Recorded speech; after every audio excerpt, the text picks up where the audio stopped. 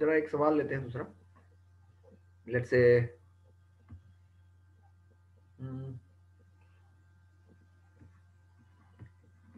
10 grams of ice at minus 10 degrees C, plus we have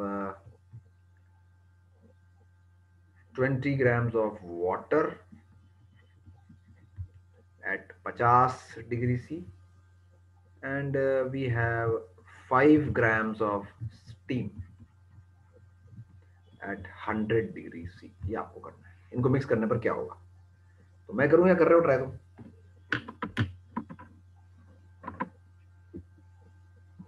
speaking rights दे रखी है तुमको शायद। सर करते हैं ट्राई। मैं रिकॉर्डिंग पॉज कर देता हूँ। तो let's start with the situation.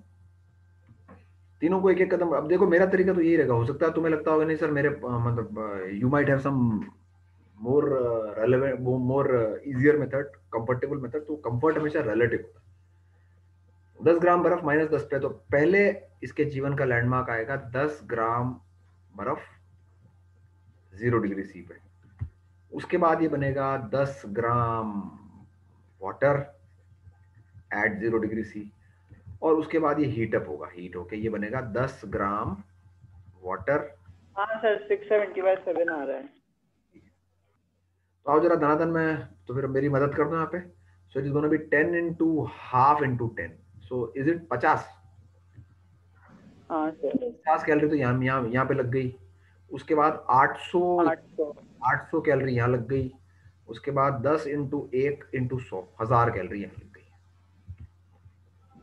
तो 1000 कैलोरीज मेरे को यहाँ देनी पड़ेगी। सो आई हैव टोटल खर्चा ऑफ 1100, कितने, 1120, 1130। अच्छा ये पानी कह रहा है कि पहले वो 800 है। कौन 800 है? अच्छा 800 है, ओके ग्रेट यार, सही बता। तो ये हो कितना हो गया? 1850 हो गया। हाँ यार ये गलती हो गई मेरे से, 800 होगा, ठीक है। अच्छा अब देखो, क्योंकि ये काफी बड़ा बड़ा पैसा आ रहा है, मतलब 1850 रुपया आ रहा है, काफी ज्यादा आ रहा है। तो मैं पहले एक काम करता हूँ, सबसे बड़ा पैसे देने वाला इन्वेस्टर तो यही है, तो इसी से बात करते हैं। भैया तुम्हारे फर्स्ट स्टेप में तुम कितना पैसा निकाल के दोगे? तो ये कह रहा है 5 gram water at 100 degree C. तो इसको मल्टीप्लाई करेंगे अपन 540 इंटू 5, कितना होता है? 2700। 2700 रुपए। तो 2700 रुपए यार, इसको तो रगड़ ही देगा, इसको तो रगड़ ही देगा पूरा ही, है ना। इसका मतलब सीधी सी बात है कि इसके 2700 रुपए में ये जो आपका क्वांटिटी नंबर ए है, ये यहां तक तो आ ही जाएगा चाहे कुछ भी हो जाए। तो इसका मतलब इसको भी गर्म करना है। अपने पास पैसा बहुत है, हम इसे भी गर्म करेंगे। तो आओ जरा इस 20 ग्राम वाटर, इस 20 ग्राम वाटर को, बस एक डेटा और लिखूंगा मैं, 20 ग्राम वाटर को मैं 100 पे ले आता हूं। तो क्या हुआ देखो, 20 into 1 into 50 इज इट, कितना है? हाँ सर 1000। सही लिखा है, चेक करो। यस अब आप ये सारे जोड़ो, ये जोड़ो, ये जोड़ो, ये जोड़ो और ये जोड़ो। अगर चारों खर्चे, सुनना ध्यान से, अगर ये चारों खर्चे इससे हो जाते हैं तो आंसर 100 हो गया, बात खत्म। नहीं हो रहे ना सर, नहीं हो रहे भाई। 250 थोड़ा सा कम पड़ गए तुम यार। इसका मतलब आपको एक कदम और नीचे आना पड़ेगा, और जैसे ही आप नीचे आओगे मेरा फैसला हो गया, ये सब पानी बन। And let us say my final answer is T. I am going to create T temperature पे mixture of 35 grams of water. तो लेट्स स्टार्ट। अब सबसे पहले मैं हीट लेने वाले कौन है? ये लेने वाला है, ये लेने वाला है, ये देने वाला है। तो पहले लेने वाले भिखारियों को एक तरफ रख दूं मैं। तो 50 और 800 तो देने ही पड़ेंगे यार। और अच्छा ये टी आपको लगता है 50 से तो ज्यादा ही होगा और 100 से कम होगा? ये तो अपने अभी ऊपर जो हिसाब किया इससे फील ही आ गई अपने को। तो इसका मतलब इसीलिए ये भी लेने वाला बना, ठीक है। तो आओ जरा लिखते हैं, 10 ग्राम बर्फ है, तो 50 plus 800 plus MS T minus 0। क्या ये आपका 1, मतलब ए वाले, ये ए वाला जो है ए को हीट सप्लाई होगी, ये 50 लिख लिया, 800 लिख लिया और MS डेल्टा T लिख लिया, प्लस अभी आपका ये जो बी है, ये बी क्या कर रहा है? बी तो 20 ग्राम पानी 50 पे है ना, तो 20 इंटू 1 इंटू टी माइनस 50, ये आपका बी हो गया। और उधर से जो सी चेम्बर है ये, इससे बोलो तू दे दे, तो ये कह रहा 2700 रुपये तो मेरे को आपने कंडेंस करके ही ले लिए, उसके अलावा क्योंकि मैं 5 ग्राम स्टीम हूँ, तो m into S into 100 minus T, this much I am going to release. So इसको सॉल्व करने पर आता है 850 plus 10t plus 20t minus 1000 is equal to 2700 plus 500 minus 5t। तो ये हो गया, तुम तो कुछ और कह रहे थे यार। सर वो कट जाएंगे सर, 35 आकर वो फिर कट जाएंगे। 35t इज इक्वल टू, इधर आ रहा है 27, सर इधर आ रहा था 3350। ये दोनों तो 150 माइनस 150 हो गए ना, दोनों सेट कर देता हूँ तो माइनस 150, माइनस 150 उधर आके ऐड हो जाएगा, तो ये हो गया 3350। ठीक है, और इसको मैं जब 5 से काटता हूँ तो 5 6 30 36 70 by 7। So this is absolutely correct answer. सबसे पहले किसने दिया था, किसने दिया था सबसे पहले? सबसे पहला आंसर किसका आया था? तो मेरा। ओके, उसके बाद तो मेरा। दो two girl students have basically nailed the question. And अगर आपको ये आ गया ना, तो मतलब ये है कि आप इसका तरीका समझ गए। अब मुझे सबसे बढ़िया तरीका यही लगता है, कई लोग इसको ऐसे करते हैं, प्रिडिक्ट करते हैं कि सर मेरे को फील आ रही है कि पानी होगा, फिर सीधी ये इक्वेशन लिखते हैं। फिर पता है क्या होता है, उनके टी पता क्या आ जाता है, उनके टी आ जाता है 101 डिग्री सी। अब बताओ, आप अगर ऐसी इक्वेशन सीधी लिख दो और आपके 101 आ जाए, तो उसका क्या मतलब होता है? कोई समझा सकता है क्या मीनिंग होगा उसका?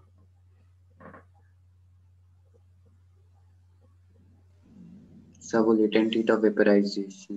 इसका मतलब 100 डिग्री सी आंसर है आपका, क्योंकि पूरी स्टीम कंडेंस नहीं होगी, थोड़ी स्टीम कंडेंस होगी, पानी को खींच के 100 पे ले आएगी। एक सवाल वैसा भी कर देता हूँ। सपोज आपने 10 ग्राम्स आपने 10 ग्राम्स आइस लिया, उसमें मिक्स किया आपने 10 ग्राम्स स्टीम। अब देखो बराबर बराबर ले ली, डेफिनेट सी बात है ये गंदा हारेगा बर्फ। 10 grams ice at let's say minus 10 degree C, और ये तो 100 डिग्री सी पे होती है। इनको मिक्स करते हैं तो क्या होता है? ठीक है, तो इसके जीवन में पहला बदलाव क्या आएगा? 10 gram ice at 0 degree C, कितना पैसा देगा ये? 10 इंटू हाफ इंटू 10, 50 रुपए देने पड़ेंगे। उसके बाद next 10 gram water at 0 degree C, so it is 80 into 10, it is going to be 800. I think this is fine. और last step इसके जीवन में 10 gram water at 100 degree C, and it is going to be 10 into 1 into 100, it is 1000। मैं same ही calculation ले रहा हूँ, इसलिए कोई दिक्कत नहीं। उधर वो तो इसके जीवन में वो 1850 रुपए लगेंगे। अब ये कह रहा है कि मैं सबसे पहले जिस जेब में से पैसा निकालने को राजी हूं ना, मेरे जीवन का पहला landmark 10 gram water, 10 gram water at 100 degree C, कितना पैसा रिलीज करता है ये? 5400 कैलोरीज। तो इसकी पहली जेब में से इतने पैसे निकले, तो ये तीनों काम तो पूरे हो गए ना यार।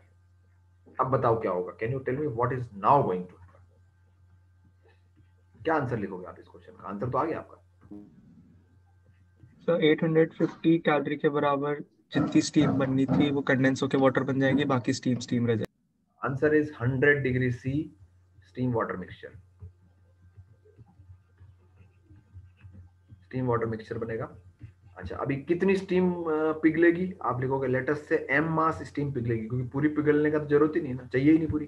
तो m मास की स्टीम पिघलेगी इस 10 में से, और m इंटू 540 इतनी एनर्जी रिलीज करेगी, और इधर इसका पेट भरेगा। 50, 800 और 1000 जोड़ो 1850। कोई जन इसको कैलकुलेट करके बता दो, करीब 3 ग्राम के आसपास आ रहा है मेरे को तो लगता है। 185 बाय 54, इट इज समथिंग, मतलब 3 ग्राम लग रहा है मुझे, 3 पॉइंट समथिंग तो आएगा। कैलकुलेट कर लो फटाफट।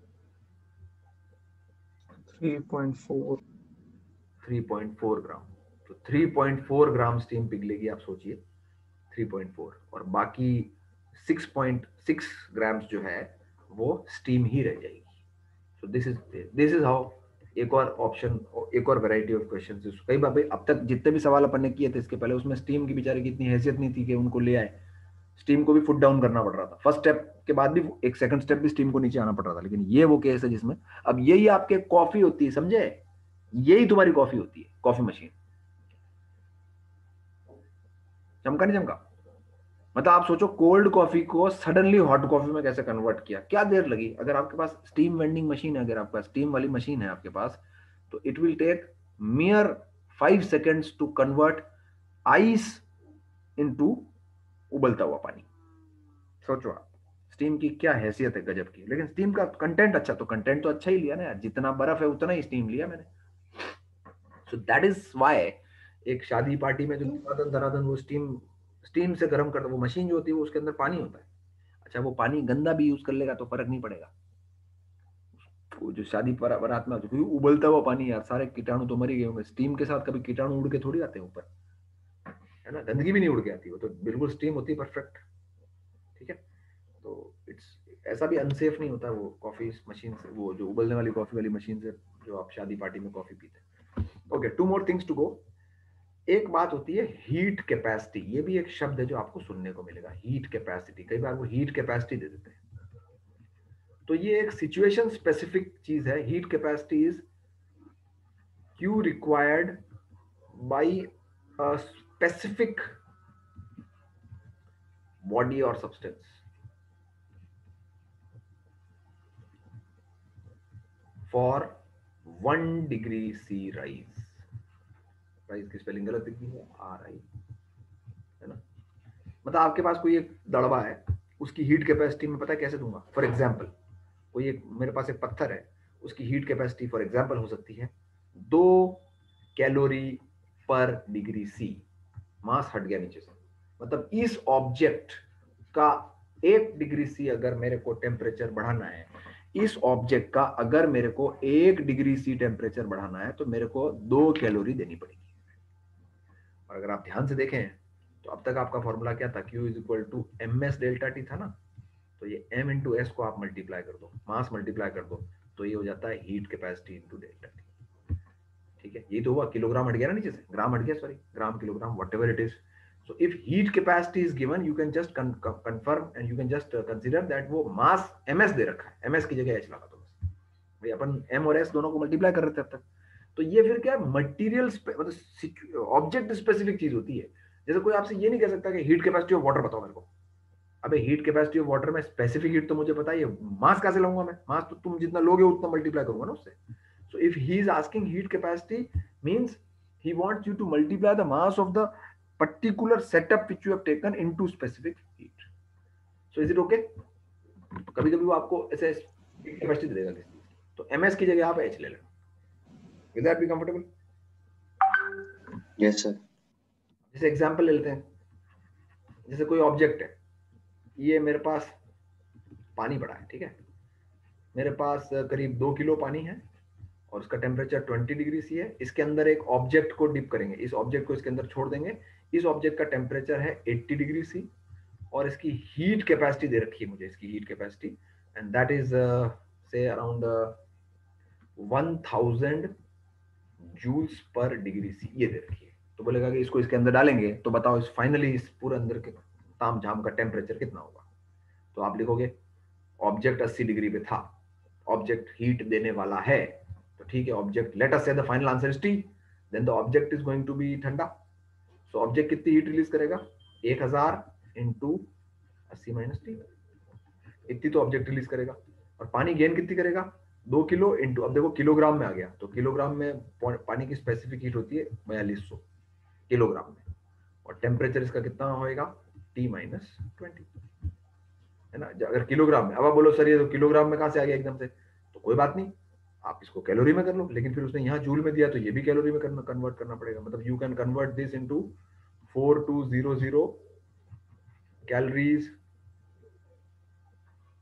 नहीं ये मैंने गलत कर दिया, डिवाइड करना पड़ेगा इसको, क्यों डिवाइड करना पड़ेगा ना,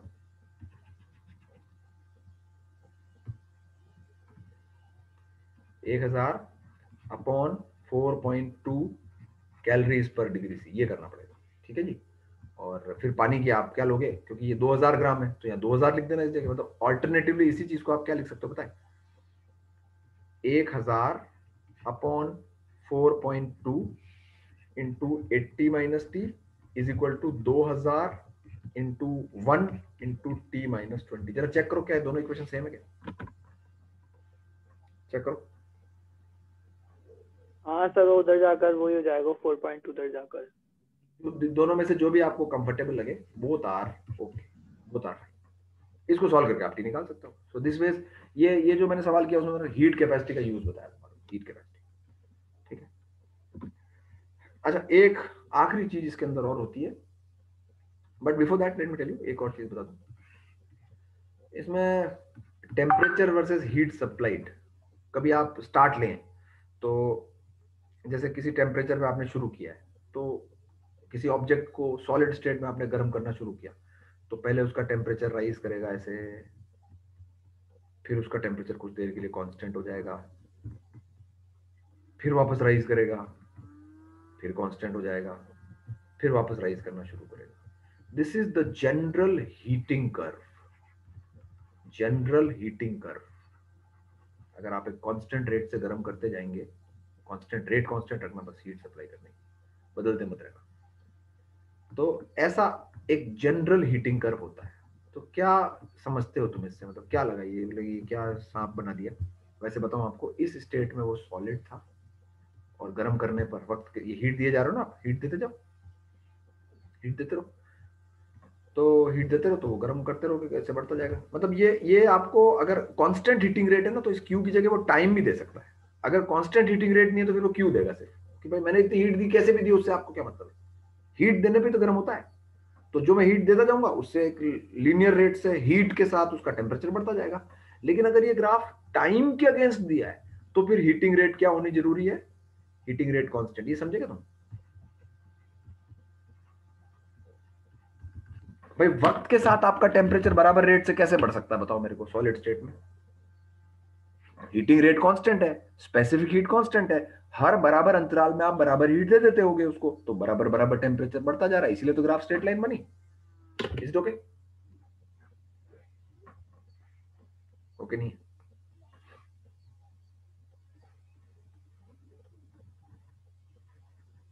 बोलो यार। वो टाइम वाला सर वापस। मैं ये बोल रहा हूं कि अगर इस तरह का ग्राफ आपको दिया है और यहाँ पे नीचे टाइम लिखा है, टाइम, तो ऐसे ग्राफ को देख के आप अपने आप ही इन्फर करेंगे कि हीटिंग रेट कांस्टेंट होनी चाहिए। क्यों कांस्टेंट होनी चाहिए? आपका ग्राफ स्ट्रेट लाइन है कि नहीं है? टेम्परेचर वर्सेस टाइम का ग्राफ स्ट्रेट लाइन होने का क्या मतलब है? बराबर अंतराल में बराबर बराबर टेम्परेचर बढ़ रहा है उस ऑब्जेक्ट का, तो बराबर अंतराल में बराबर टेम्परेचर बढ़ रहा है, इसका मतलब आप हीट भी बराबर दे रहे होगे बराबर बराबर अंतराल, क्योंकि स्पेसिफिक हीट तो कांस्टेंट ही होती है। For every equal temperature rise I need equal heat, and since you are taking equal time, so supply at a constant rate, that's it. और सर अगर क्यू होता तो? क्यों होता तो फिर दिक्कत नहीं, क्योंकि वो तो हीट कंटेंट ही लिख रहा हूं ना मैं, बराबर हीट कंटेंट देने पर इतना पड़ता है। अब मैं कल दूं, परसों दूं, जल्दी दूं, धीरे दूं से क्या मतलब है? अच्छा हाँ सर। अगर मैं हीट कंटेंट लिख दूंगा यहाँ पे फिर तो कोई दिक्कत नहीं है। एक होता है टाइम के साथ, तो यार हीटिंग और टाइम को कैसे लिंक करोगे आप? टाइम के साथ बराबर रेट से बढ़ रहे हो आप। एक होता है हीट के साथ बराबर रेट से बढ़ रहे हो, तो हीट के साथ बराबर रेट बढ़ना तो नॉर्मल बात है ना, आप कल दो, धीरे दो, ठीक है, ग्राफ रुक जाएगा, आप हीट दोगे तो बढ़ जाएगा। टाइम का तो कोई फैक्टर ही नहीं ना, अगर मैं क्यू के साथ ग्राफ दे दूंगा आपको तो। समझे? Yes sir. कभी इसके प्रति आता है, कभी इसके प्रति आता है, लेकिन जब टाइम के साथ आता है ना, तो ये हीटिंग रेट कांस्टेंट मेंशन होता है उसके अंदर, ये बात ध्यान रखना। तो आप देखो, शुरू में आपका टेम्परेचर राइज कर रहा है सॉलिड स्टेट में, तो फिर आपका फेज चेंज हुआ, फिर आपका वापस कांस्टेंट रेट से राइज किए, फिर आपका यहाँ वापस फेज चेंज होगा लिक्विड टू गैस, ठीक है, और फिर आप इस केस में आप गैस फेज में मस्त आराम से चकाचक। तो मैं कहना चाहता हूं कि ये जो डिस्टेंस है, ये क्या रिप्रेजेंट करता है? It represents what? चाहे टाइम स्केल हो चाहे क्यू स्केल हो, इट रिप्रेजेंट्स लेटेंट हीट। जितना ज्यादा लंबा ये होगा ना, इसका मतलब लेटेंट हीट बहुत ज्यादा है। सेम ये दोनों, अगर आपसे कोई पूछे कि लेटेंट हीट ऑफ फ्यूजन को कंपेयर करो लेटेंट हीट ऑफ वेपोराइजेशन से, तो क्या आपको लगता है कि ये लेंथ और ये लेंथ का रेशियो ले लो, हो गई कंपेयर? बोलो यार, ये तो छोटी क्लास के फंडे हैं। Yes sir. Yes sir. अच्छा, अभी आपको अगर समझ में आई बात तो मुझे बताओ कि ये थीटा क्या रिप्रेजेंट करेगा? स्लोप, स्लोप tan थीटा क्या रिप्रेजेंट करेगा? वो तो तीन जगह लिख सकता हूँ ना थीटा तो मैं। dq/dt। नहीं, dq/dt कैसे कह सकते हो जब ग्राफ ही ऊपर ही है? tan थीटा, अच्छा सर वो तो tan थीटा रिप्रेजेंट करेगा dt/dq, उल्टा, राइट? हाँ सर। और अगर किसी पर्टिकुलर ऑब्जेक्ट के लिए ग्राफ बनाया गया है, ऑब्जेक्ट के लिए, पर्टिकुलर स्पेसिफिक ऑब्जेक्ट पे आपने एक्सपेरिमेंट किया है, तो can I write dq as heat capacity? d ms लिखना चाहिए मुझे, लेकिन ms का मल्टीप्लिकेशन हीट कैपेसिटी होता है ना। मतलब 1 यस by सर। s। इसका मतलब the tan theta represents inverse of heat capacity.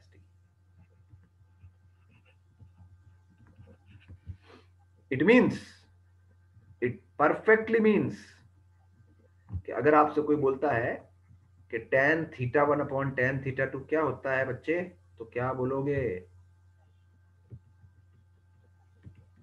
The ratio of the inverse ratio of the specific heats, क्योंकि heat capacity by heat capacity करोगे तो मास मास तो कट ही जाएगा ना। Yes sir. तो ये एक आपके ऑब्जेक्टिव सवाल है जो ये ग्राफ देख के हीटिंग करके ऊपर से पूछ सकते हैं। पहली चीज तो ये जो फ्लैट फ्लैट पोर्शंस के रेशियो को कंपेयर करेगा, वो फ्लैट पोर्शंस के, फ्लैट पोर्शंस के, तो उससे आपको सपट रेशियो से क्या पता पड़ जाएगा? लेटेंट हीट्स का रेशियो। और अगर वो स्लोप कंपेयर करवाएगा तो उससे इनवर्स ऑफ द, अगर आप स्लोप की वैल्यू पे ही जाना चाहते हो कि सपट स्लोप की वैल्यू ही क्या है, तो सपट स्लोप की वैल्यू तो होती है inverse of heat capacity. And when you go for ratios you can talk about specific heats के रेशियोज। तो क्या ये कहना उचित होगा कि higher the slope lesser is the specific heat of the, yes sir. Yes sir. तो higher slope implies less specific heat। ये छोटे छोटे सब एक क्वेश्चन है ये, मतलब ये जो मैंने लिखा है it's one single question multiple correct, एक एमसीक्यू आता है इस पर आता है। So are you okay with this? Yes sir. Yes sir. And the last thing is water equivalent. सुना है कभी इसने किसी ने?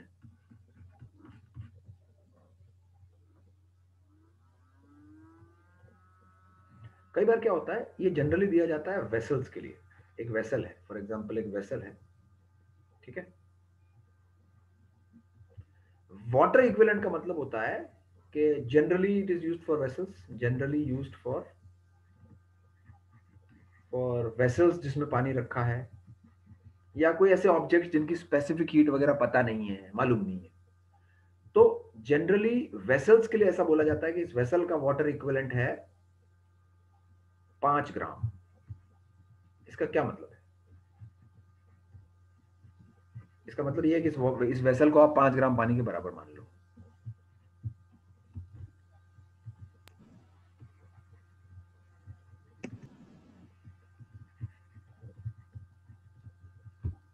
Five gram water can be considered instead of vessel,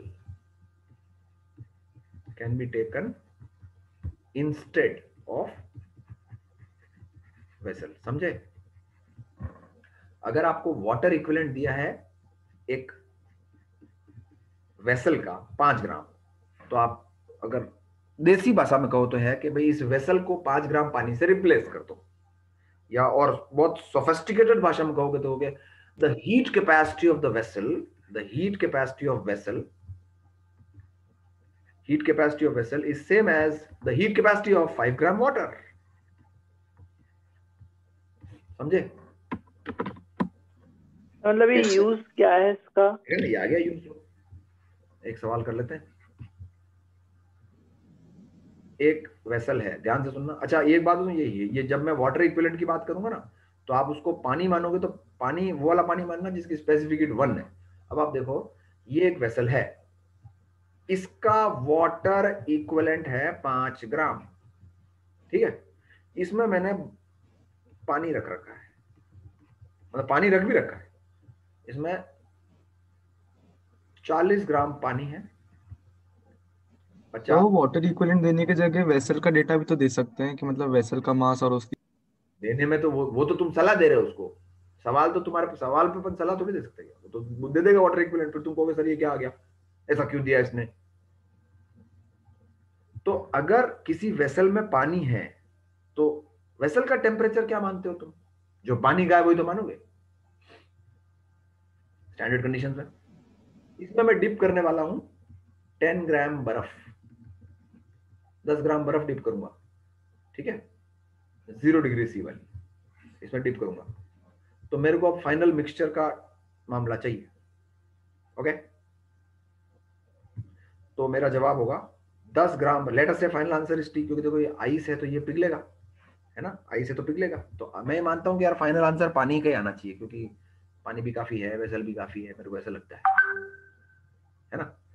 तो 10 ग्राम बर्फ पहले तो पिघलेगा, तो क्या 10 इंटू 80 ये मांगेगा, उसके बाद 10 इंटू 1 इंटू टी टेम्परेचर तक ये राइज करेगा। तो ये तो हो गए गर्म होने वाले बर्फ, उधर ठंडे होने वाले लोग। तो क्या इस 5 ग्राम को मैं इस 40 ग्राम में ऐड कर लूं, 45 इंटू 1 इंटू 50 माइनस टी, समझे, 5 ग्राम उसमें ऐड कर लो, बस ठंडा ही खत्म। अब इससे उत्तर क्या आते हैं भाई, 800 plus 10 T is equal to, अभी 45 इंटू 50 कितना होता है, 2250 होता है क्या, चेक करना। Yes sir. और जब इसको फर्दर सॉल्व किया जाता था 55 into T is equal to, ये घटाओ इसमें से 2250 में से 800 गए तो कितने बचते हैं, 1450।